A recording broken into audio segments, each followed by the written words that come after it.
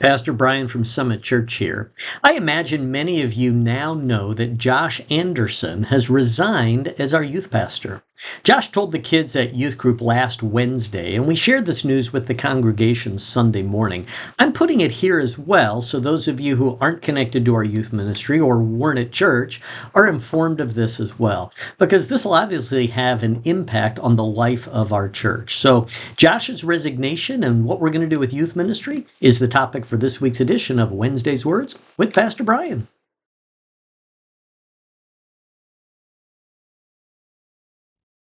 Josh is a gifted guy. We've seen that over the last 3 years as he led our youth ministry.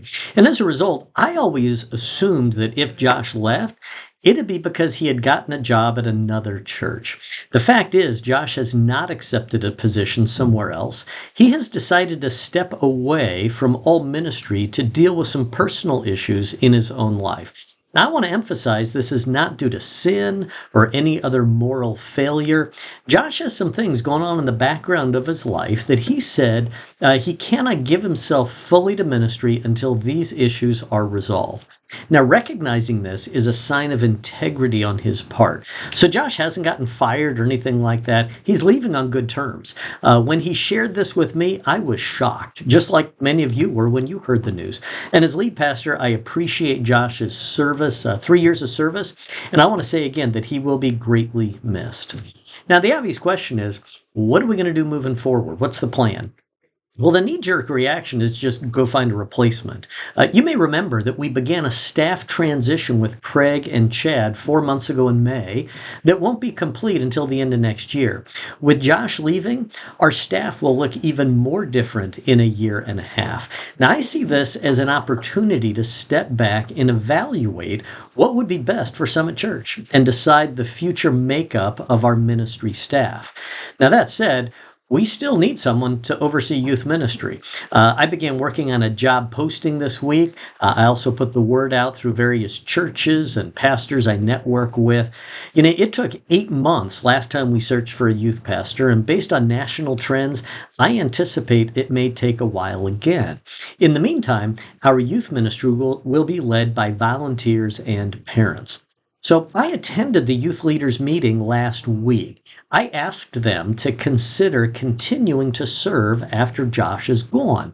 And I told them to take a week and think about it, pray about where God is calling them to serve.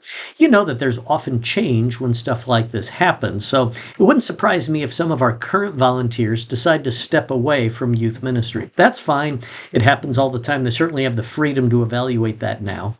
I will be following up with them this week to see what they're thinking. So for those of you who are parents, I want you to know we'll have a parents' meeting in a week or so to address our plans moving forward.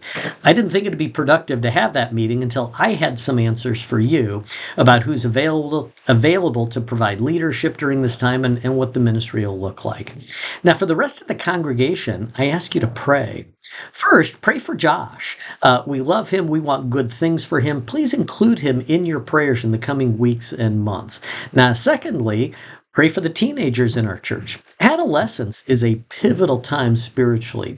Our vision is making lifelong followers of Jesus. So pray that our teenagers continue walking with Jesus during this time. Pray also for leaders. In Matthew chapter 9, Jesus said, "The harvest is plentiful, the workers are few. Therefore, ask the Lord to send workers into his harvest." So let's follow Jesus' instruction there and pray for those who will lead our youth ministry over the next several months. Now, lastly, pray for me. I have some decisions to make, eventually including who to hire. And you've heard me say many times, ministry is always a reflection of leadership. Ministry is always a reflection of leadership. And I need God's wisdom to make good decisions regarding the leadership of our youth ministry. So please pray that God's will is clear. I want to close by repeating something I said at church last Sunday. God cares about Summit Church, and he is faithful. We've seen his faithfulness over and over again in the life of this church, haven't we? I believe we'll see it again in this situation. That doesn't change the fact that we have teenagers who are going to miss Josh, or the fact that we'll be without a youth pastor for a while, but it does give us hope.